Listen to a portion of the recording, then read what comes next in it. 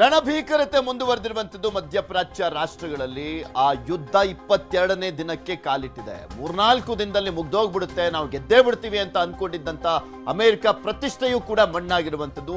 Trump ಅಂತೂ ನಾವು ಗೆಲ್ಲೇಬೇಕು ಅನ್ನುವಂತ ನಿಟ್ಟಿನಲ್ಲಿ ಏನೇನೆಲ್ಲ ಮಾಡಬಹುದು ಅದನ್ನೆಲ್ಲವನ್ನು ಕೂಡ ಮಾಡ್ತಾ ಇದ್ದಾರೆ. ಎಲ್ಲೂ ಕೂಡ ಕದನ ವಿರಾಮದ ವಿಚಾರಕ್ಕೆ ಸಂಬಂಧಪಟ್ಟಂತೆಯೂ ಕೂಡ ಅವರು ಆ ಪ್ರಸ್ತಾಪವನ್ನು ತಿರಸ್ಕಾರ ಮಾಡ್ತಾ ತನ್ನ ಪ್ರತಿಷ್ಠೆಯನ್ನ ಪಣಕ್ಕಿಟ್ಟಿರುವ ರೀತಿಯಲ್ಲಿ ಆಡ್ತಾ ಇದ್ದಾರೆ. ಈ ಮುಂಚೆ ಶಾಂತಿ ಶಾಂತಿ ಅಂತ ಹೇಳ್ತಾ ಇದ್ರು, ಎಲ್ಲಾ ಕಡೆನೂ ಅಶಾಂತಿ ತಂದಿಟ್ಟಿದ್ದಾರೆ ಟ್ರಂಪ್. ಜಗತ್ತಿನ ಅತಿದೊಡ್ಡ ಅನಿಲ ಘಟಕದ ಮೇಲೂ ಕೂಡ ಅಟ್ಯಾಕ್ ಆಗಿದೆ.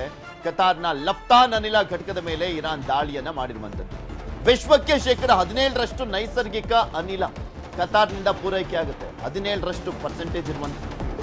ಭಾರತಕ್ಕೆ ಇನ್ನೂ ಹೆಚ್ಚಾಗಲಿದೆ ಗ್ಯಾಸ್ ಟ್ರಬಲ್. ನ್ಯಾಚುರಲ್ ಗ್ಯಾಸ್ ಅಲ್ಲಿಂದನೇ ಹತ್ತತ್ರ 50%ವರೆಗೂ ಕೂಡ ನಾವು ಇಂಪೋರ್ಟ್ ಮಾಡ್ಕೊಳ್ತಾ ಇದ್ವಿ. ಲಫ್ತಾನ್ ನಿಂದ ಬರ್ತಾ ಇತ್ತು. ಕತಾರ್ನ ಲಫ್ತಾನ್ ನಿಂದ ಭಾರತಕ್ಕೆ ಶೇಕಡ 47ರಷ್ಟು ಅನಿಲ ಪೂರೈಕೆ ಆಗ್ತಾ ಇತ್ತು. ಭಾರತದ ತೈಲ ಮತ್ತು ಅನಿಲ ಆಮದಿಗೆ ಭಾರಿ ಹೊಡೆತ ಬಿದ್ದಿದೆ. ಈಗ ಆಲ್ರೆಡಿ ಲಫ್ತಾನ್ ಅನಿಲ ಘಟಕ ದುರಸ್ತಿಗೆನೆ ಹತ್ತತ್ರ 3-5 ವರ್ಷ ಬೇಕು. ನೈಸರ್ಗಿಕ ಅನಿಲ ಪೂರೈಕೆ ಸ್ಥಗಿತವಾಗಿ ಮತ್ತಷ್ಟು ಸಂಕಷ್ಟ ಎದುರಾಗ್ತಾ ಇದೆ. ಭಾರತದಲ್ಲಿ ಅನಿಲ ಬಿಕ್ಕಟ್ಟು ಮತ್ತಷ್ಟು ಉಲ್ಬಣ ಆಗುವಂತ ಸಾಧ್ಯತೆ ಕೂಡ ಇರುವಂತದ್ದು. ಲಫ್ತಾನ್ ಮೇಲೆ ದಾಳಿ ಆಗಿದೆಯಲ್ಲ, ಅದು ವರ್ಲ್ಡ್ ನ್ಯಾಚುರಲ್ ಹಬ್, ಅದು ನ್ಯಾಚುರಲ್ ಗ್ಯಾಸ್ ಹಬ್. ಅದು ಅಲ್ಲಿ ದಾಳಿ ಆಗಿರುವಂಥದ್ದು ದೊಡ್ಡ ಪ್ರಮಾಣದಲ್ಲೇ ಹೊಡೆತ ಬೀಳುವಂಥದ್ದು. ಸ್ಪೆಷಲಿ ಭಾರತಕ್ಕೆ ಹತ್ತತ್ರ 50% ನ್ಯಾಚುರಲ್ ಗ್ಯಾಸ್ ಅನ್ನ, LNG ಗ್ಯಾಸ್ ಅನ್ನ ಅಲ್ಲಿಂದ ತರೋದು. ನಾವು ಲಿಕ್ವಿಫೈಡ್ ನ್ಯಾಚುರಲ್ ಗ್ಯಾಸ್ ಅಲ್ಲಿಂದ ತರ್ತೀವಿ. ಆ ಒಂದು ಪ್ರೊಡಕ್ಷನ್ ಯೂನಿಟ್ ಮೇಲೆ ದಾಳಿ ಆಗಿರುವಂತ ಹಿನ್ನೆಲೆಯಲ್ಲಿ ಅದು ರೆಡಿ ಆಗ್ಲಿಕ್ಕೆ 5 ವರ್ಷ ಬೇಕಂತೆ ಹತ್ತತ್ರ.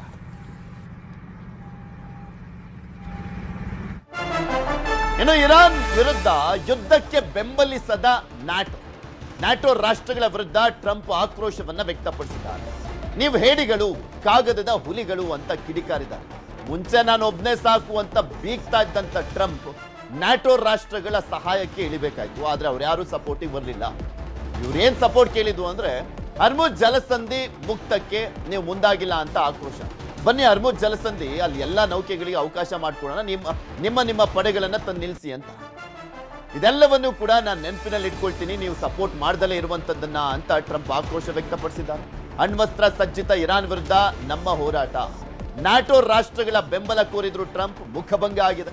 ಟ್ರಂಪ್ ಮನವಿ ತಿರಸ್ಕರಿಸಿದ್ವು ನ್ಯಾಟೋ ದೇಶಗಳು. ಹತ್ತತ್ರ ನ್ಯಾಟೋ ದೇಶಗಳಲ್ಲಿ 32 ದೇಶಗಳು ಬರ್ತವೆ. ಅಂದ್ರೆ ಆ 32 ದೇಶಗಳಲ್ಲಿ ಯಾವುದೇ ದೇಶದ ಮೇಲೂ ಕೂಡ ಯುದ್ಧ ಆದ್ರೆ ಅದು ನಮ್ಮ ಮೇಲೆ ಯುದ್ಧ ಅಂತ ಉಳಿದಂತ ದೇಶಗಳು ಸಪೋರ್ಟಿಗೆ ನಿಂತ್ಕೊಳ್ಬೇಕು ಅನ್ನುವಂತ ಉದ್ದೇಶ ಇರುವಂತದ್ದು. ಮಿಲಿಟರಿ ಸಹಕಾರ ಅದು ನ್ಯಾಟೋ ಒಪ್ಪಂದ ಅಂದ್ರೆ. ಆದ್ರೆ 32 ದೇಶಗಳಿದಾವಲ್ಲ, ಅಮೆರಿಕ ಸೇರಿದಂತೆ 31 ರಾಷ್ಟ್ರಗಳು ಸಪೋರ್ಟಿಗೆ ಬರ್ತಾ ಇಲ್ಲ ಅಮೆರಿಕಕ್ಕೆ. ಯಾಕೆಂದ್ರೆ ಹುಚ್ಚು ನಿರ್ಧಾರ, ಹುಚ್ಚು ದೊರೆ. ಆತನಿಗೆ ಸಪೋರ್ಟ್ ಯಾಕೆ ಮಾಡಿ, ನಾವ್ ಇನ್ನಷ್ಟು ನಷ್ಟ ಅನುಭವಿಸಬೇಕು ಅನ್ನುವಂತ ಒಂದು ಅಸಮಾಧಾನ ಕೂಡ ಇರುವಂತದ್ದು. ಅವ್ರನ್ನೇನ್ ಕೇಳಿ ಯುದ್ಧ ಸಾರಿದ್ದಲ್ಲ. ಸೊ ಹೀಗಾಗಿ ಅವರು ಕೂಡ ಸಪೋರ್ಟ್ ಅನ್ನ ಕೊಡ್ತಾ ಇಲ್ಲ. ನ್ಯಾಟೋ ದೇಶಗಳು ಕಾಗದದ ಹುಲಿಗಳು ಅಂತ ಲೇವಡಿ ಮಾಡಿದ್ದಾರೆ ಟ್ರಂಪ್. ನಿಮ್ಮ ಅಸಹಕಾರ ಮರೆಯಲ್ಲ ಅಂತ ಟ್ರಂಪ್ ವಾರ್ನಿಂಗ್ ಅನ್ನ ಕೂಡ ಕೊಟ್ಟಿದ್ದಾರೆ. ಯಾಕೆಂದ್ರೆ ಮುಖಭಂಗ ಆಯ್ತಲ್ಲ, ಸೊ ವಾರ್ನಿಂಗ್ ಕೊಡ್ಬೇಕಲ್ಲ. ನಾನೆಲ್ಲೂ ಕೂಡ ಇದರಿಂದ ಸೋತಿಲ್ಲ ಅಂತ ಹೇಳಬೇಕಲ್ಲ. ಅದಕ್ಕೆ ಟ್ರಂಪ್ ನಿಮ್ಮನ್ನು ಮಾತ್ರ ಸುಮ್ಮನೆ ಬಿಡೋದಿಲ್ಲ, ಇದನ್ನ ನಾನು ನೆನಪಲ್ಲಿ ಇಟ್ಕೊಂಡಿರ್ತೀನಿ ಅಂತ ಹೇಳಿದ್ದಾರೆ. ಇರಾನ್ ನಿಂದ ತೈಲ ತರಿಸ್ಕೊಳ್ತಾ ಇದ್ದಂತ ರಾಷ್ಟ್ರಗಳಿಗೆ ಶಾಕ್ ಎದುರಾಗಿದೆ. ಇರಾನ್ ನಿಂದ ತೈಲ ತರಿಸ್ಕೊಳ್ತಾ ಇದ್ದಂತ ರಾಷ್ಟ್ರಗಳು ತೈಲ ಆಮದಿಗೆ ನೀಡಿದಂತ ರಿಯಾಯಿತಿ ಆದೇಶ ಸಸ್ಪೆಂಡ್ ಮಾಡಲಾಗಿದೆ. 30 ದಿನಗಳ ರಿಯಾಯಿತಿ ಆದೇಶ ವಾಪಸ್ ಪಡೆದಿರುವಂತದ್ದು ಅಮೆರಿಕ. 140 ಮಿಲಿಯನ್ ಬ್ಯಾರಲ್ ತೈಲ ಆಮದಿಗೆ ಟ್ರಂಪ್ ತಡೆಯನ್ನ ಹಾಕಿದ್ದಾರೆ. ಇನ್ನಷ್ಟು ಭೀಕರತೆ ಸೃಷ್ಟಿ ಮಾಡ್ತಾ ಇರುವಂತದ್ದು ಟ್ರಂಪ್. ವಿಶ್ವದ ರಾಷ್ಟ್ರಗಳಿಗೆ ಎದುರಾಗಲಿದೆ ತೈಲದ ಅಭಾವ. ಇನ್ಮೇಲೆ ಈಗ ಆಲ್ರೆಡಿ ಅಭಾವ ಎದುರಾಗಿದೆ. ಡಿಪೆಂಡೆನ್ಸಿ ಇರುವಂತ ರಾಷ್ಟ್ರಗಳು ಇನ್ನಷ್ಟು ನಷ್ಟವನ್ನ ಅನುಭವಿಸಬೇಕಾಗುತ್ತೆ. ಇರಾನ್ನಿಂದ ತೈಲ ತರಿಸ್ಕೊಳ್ತಾ ಇದ್ದಂತ ರಾಷ್ಟ್ರಗಳಿಗೆ ಶಾಕು ಇದು. ಇರಾನ್ನಿಂದ ತೈಲ ಮೇನ್ ಆಗಿ ತರಿಸ್ಕೊಳ್ತಾ ಇದ್ದಂಥದ್ದು ಯಾರಪ್ಪ? ಭಾರತದ ಪರ್ಸೆಂಟೇಜ್ ಸ್ವಲ್ಪ ಕಡಿಮೆ, ಆದ್ರೆ ಚೀನಾ ಎಲ್ಲ ದೊಡ್ಡ ಪ್ರಮಾಣದಲ್ಲಿ ತರಿಸ್ಕೊಳ್ತಾ ಇದ್ರು. ಆದ್ರೆ ಹೊಡ್ತಾ ಬೀಳ್ಬೋದೇನೋ.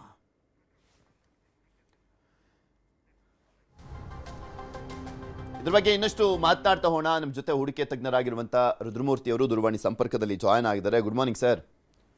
ಗುಡ್ ಮಾರ್ನಿಂಗ್, ನಮಸ್ತೆ. ನೋಡ್ತಾ ಇದ್ದೀವಿ ಪ್ರತಿದಿನನೂ ಕೂಡ ಈ ಭೀಕರತೆ ಜಾಸ್ತಿ ಆಗ್ತಾ ಎಲ್ಲಿಗೆ ಹೋಗಿ ತಲುಪುತ್ತಪ್ಪ ಅನ್ನುವಂತ ಭಯ ಇದೆ. ಈಗ ಮೇನ್ ಆಗಿ ಲಫ್ತಾನ್ ಅನ್ನುವಂಥದ್ರ ಮೇಲೆ ಅಲ್ಲಿ ದಾಳಿಯನ್ನ ಮಾಡಿರುವಂಥದ್ದು, ಇನ್ನು ದೊಡ್ಡ ಪ್ರಮಾಣದಲ್ಲಿ LNG ಗ್ಯಾಸ್ನ ಅಭಾವ ಕೂಡ ಎದುರಾಗುತ್ತೆ ಅಂತ ಹೇಳಲಾಗ್ತಾ ಇರುವಂಥದ್ದು. ಇದು ಭಾರತಕ್ಕೆ ಯಾವ ರೀತಿಯ ಹೊಡೆತ ಕೊಡುತ್ತೆ ಅಂತ?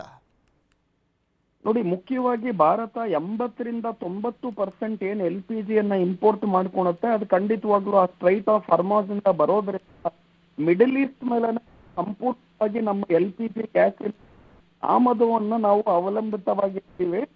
ಒಂದ್ ಕಡೆ LPG ಗ್ಯಾಸ್ ಆಯ್ತು ಅಂದ್ರೆ ಮತ್ತೆ ಕಚ್ಚಾ ಕೂಡ 40-50% ಬರೋದು ಈ ಮಿಡಲ್ ಈಸ್ಟ್ ರಾಷ್ಟ್ರಗಳಿಂದಾನೆ. ಹೌದು. ಹಾಗಾಗಿ ಯುದ್ಧದ ಜಾಸ್ತಿ ಆದಷ್ಟು ಕೂಡ ಕಚ್ಚಾ ತೈಲದ ಬೆಲೆ ಏರಿಕೆ ಆಗುತ್ತೆ, ಮತ್ತೆ ಅದರ ಸಪ್ಲೈಯಲ್ಲೂ ಕೂಡ ಖಂಡಿತವಾಗ್ಲೂ ಅಭಾವ ಅಥವಾ ಕೊರತೆಯ ಸ್ಥಿತಿಯನ್ನು ಕೂಡ ಮಾಡುತ್ತೆ. ಈಗ ಆಲ್ರೆಡಿ ಕಚ್ಚಾ ತೈಲ $100 ಪ್ರತಿ ಬ್ಯಾರಲ್ಗೂ ಮೇಲ್ಗಡೆ ಹಾಗೂ ನಿನ್ನೆ ಡಾಲರ್ ಎದುರು ಕಟ್ ಆಗ್ತದೆ. ಏನಾದ್ರು ಮೂವಿಂಗ್ ಅಲ್ಲಿ ಇದ್ರೆ ಸ್ವಲ್ಪ ನಿಲ್ಸ್ ಮಾತಾಡ್ಬೋದಾ ಅಂತ.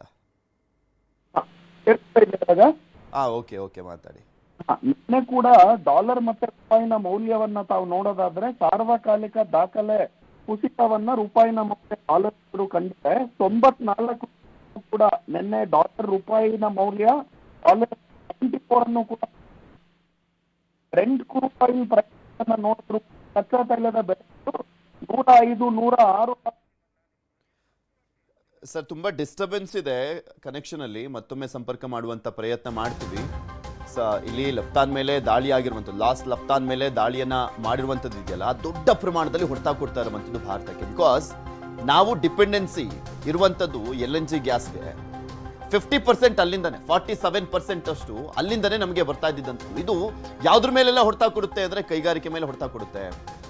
PNG ಗ್ಯಾಸ್ ಬಳಸ್ತಾರಲ್ಲ, ಪೈಪ್ಡ್ ನ್ಯಾಚುರಲ್ ಗ್ಯಾಸ್ ಬಳಸ್ತಾರಲ್ಲ, ಅದಕ್ಕೆ ಹೊಡೆತ ಕೊಡುತ್ತೆ. ವಿದ್ಯುತ್ತಿಗೂ ಕೂಡ ಹೊಡೆತ ಕೊಡುವಂಥದ್ದು. ಯಾಕೆಂದ್ರೆ ಗ್ಯಾಸ್ ಮುಖಾಂತರ ವಿದ್ಯುತ್ ತಯಾರು ಮಾಡ್ತಾ ಇದ್ರಲ್ಲ, ಅದಕ್ಕೆ ಹೊಡೆತ ಕೊಡುತ್ತೆ. ಕೈಗಾರಿಕೆಗಳ ಮೇಲಂತೂ ದೊಡ್ಡ ಪ್ರಮಾಣದಲ್ಲೇ ಹೊಡೆತ ಬೀಳ್ಬೋದು. ಅದರ ಜೊತೆಗೆ CNG ಕ್ಯಾಬ್ಗಳಿಗೆಲ್ಲ CNG ಯೂಸ್ ಮಾಡ್ತಾ ಇದ್ರಲ್ಲ, ಅದಕ್ಕೂ ಕೂಡ ಹೊಡೆತ ಕೊಡುವಂಥದ್ದು.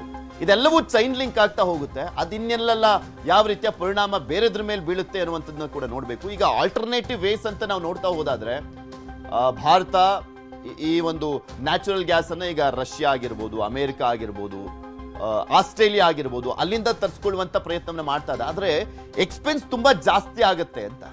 ಇಲ್ಲಿಂದ ಕಡಿಮೆ ದುಡ್ಡಲ್ಲಿ ನಮಗೆ ಈಸಿಯಾಗಿ ಬರ್ತಾ ಇತ್ತು, ಹತ್ರ ಬೇರೆ ಇದ್ದಿದ್ದಂತ ಹಿನ್ನೆಲೆಯಲ್ಲಿ. ಆದ್ರೆ ಈಗ ರಷ್ಯಾ, ಅಮೆರಿಕ, ಆಸ್ಟ್ರೇಲಿಯಾ, ವೆಸ್ಟ್ ಆಫ್ರಿಕಾದಿಂದ ತರಿಸ್ಕೊಳ್ಳುವಂತ ಹಿನ್ನೆಲೆಯಲ್ಲಿ ಆ ಎಕ್ಸ್ಪೆನ್ಸ್ ಜಾಸ್ತಿ ಆಗುತ್ತೆ. ಇನ್ನೂ ಜಾಸ್ತಿ ದಿನಗಳು ಬೇಕಾಗುತ್ತೆ. ಈಗ ಓಕೆ, ಯುದ್ಧ ನಿಲ್ದ ತಕ್ಷಣ ಅಲ್ಲಿ ಸರಿಯಾಗ್ಬಿಡುತ್ತಾ, ಪ್ರೊಡಕ್ಷನ್ ಸರಿಯಾಗ್ಬಿಡುತ್ತಾ ಅಂತ ನೋಡಿದ್ರೆ ಅದು ಕೂಡ ಇಲ್ಲ. ಅದು ಹತ್ತತ್ರ 3-5 ವರ್ಷ ಬೇಕಂತೆ ಆ ಪ್ರೊಡಕ್ಷನ್ ಯೂನಿಟ್ ಮತ್ತೆ ಪ್ರೊಡಕ್ಷನ್ ಆರಂಭ ಮಾಡಬೇಕು ಅಂತ ಹೇಳಿದ್ರೆ. ಸೊ ಹೀಗಾಗಿ ಮತ್ತಷ್ಟು ರೇಟ್ ಜಾಸ್ತಿ ಆಗುವಂತ ಸಾಧ್ಯತೆ ಇದೆ. CNG ರೇಟ್ ಕೂಡ ಜಾಸ್ತಿ ಆಗುವಂತ ಸಾಧ್ಯತೆ ಇರುವಂತದ್ದು. ನಾವು LPG ನೋಡ್ತಾ ಇದ್ವಿ, LPGಗೆ ಆಲ್ಟರ್ನೇಟಿವ್ ಆಗಿ ತರಿಸ್ಕೊಳ್ತಾ ಇದೀವಿ ರಷ್ಯಾ, ಆಸ್ಟ್ರೇಲಿಯಾ, ಅಲ್ಜೀರಿಯಾ ಇಂದ ಎಲ್ಲ. ಆದ್ರೆ ಈ ನ್ಯಾಚುರಲ್ ಗ್ಯಾಸ್ ಇದೆಯಲ್ಲ, ಈ ನ್ಯಾಚುರಲ್ ಗ್ಯಾಸ್ ಮೇನ್ ನಮ್ಗೆ ನಮ್ಮ ಡಿಪೆಂಡೆನ್ಸಿ ಇದ್ದಿದ್ದು ಕತಾರ್ ಮೇಲೆ ಇದ್ದಿದ್ದು. ಹೊಡ್ತಾ ಬೀಳ್ತಾ ಇದೆ. ಮತ್ತೊಮ್ಮೆ ಸಂಪರ್ಕಕ್ಕೆ ಸಿಕ್ಕಿದ್ದಾರೆ ರುದ್ರಮೂರ್ತಿ ಸರ್. ಅವಾಗಲೇ ಮಾತನಾಡ್ತಾ ಇದ್ರೆ ತುಂಬಾ ಡಿಸ್ಟರ್ಬೆನ್ಸ್ ಇತ್ತು ಸರ್. ಕಂಟಿನ್ಯೂ ಮಾಡಿ ಸರ್. ನೋಡಿ, ಹತ್ತತ್ರ 50% ಏನು ಕಚ್ಚಾ ತೈಲ ಮಿಡ್ ರಾಷ್ಟ್ರಗಳಿಂದ ಬಂದ್ರೆ 80-90% ನಾವು ಯುರೋಪ್ ಅವಲಂಬಿತವಾಗಿರೋದ್ರಿಂದ ಕಚ್ಚಾ ತೈಲ ಏರಿಕೆ ಅದು LPG ಕೂಡ ಶಾರ್ಟೇಜ್ ಇದೆ. ಇದೆರಡೂ ಕೂಡ ನಮ್ಮ ದೇಶದ ಆರ್ಥಿಕ ಪರಿಸ್ಥಿತಿ ಖಂಡಿತವಾಗ್ಲೂ ನೆಗೆಟಿವ್ ಇಂಪ್ಯಾಕ್ಟ್ ಅನ್ನ. ಹಾಗೂ ಏನು ಭಾರತದ 7.5% ಗ್ರೋತ್ ರೇಟ್ ಅನ್ನ ವಿಶ್ವದಲ್ಲಿ ಹೈಯೆಸ್ಟ್ ಗ್ರೋತ್ ರೇಟ್ ಅನ್ನ ನೋಡಿತ್ತು. ಈ ಮಿಡಲ್ ಈಸ್ಟ್ ರಾಷ್ಟ್ರಗಳ ಈ ಯುದ್ಧದಿಂದ ಖಂಡಿತವಾಗ್ಲೂ ಗ್ರೋತ್ ರೇಟ್ ಅಲ್ಲಿ 1% ಅನ್ನ ಕಾಣ್ತೀವಿ. ಅಂದ್ರೆ 7.5% 6.5%ಗೆ ತುಂಬಾನೇ ಇದೆ. ಹಾಗೂ ಬರುತ್ತೆ ಅನ್ನೋದನ್ನ ಮತ್ತೆ ಮತ್ತೆ ಕ್ಲಾರಿಟಿ ಸಿಗ್ತಾ ಇಲ್ಲ. ನೆಟ್ವರ್ಕ್ ಇಶ್ಯೂ ಇದೆ ಅಂತ ಕಾಣಿಸುತ್ತೆ. ನೋಡೋಣ.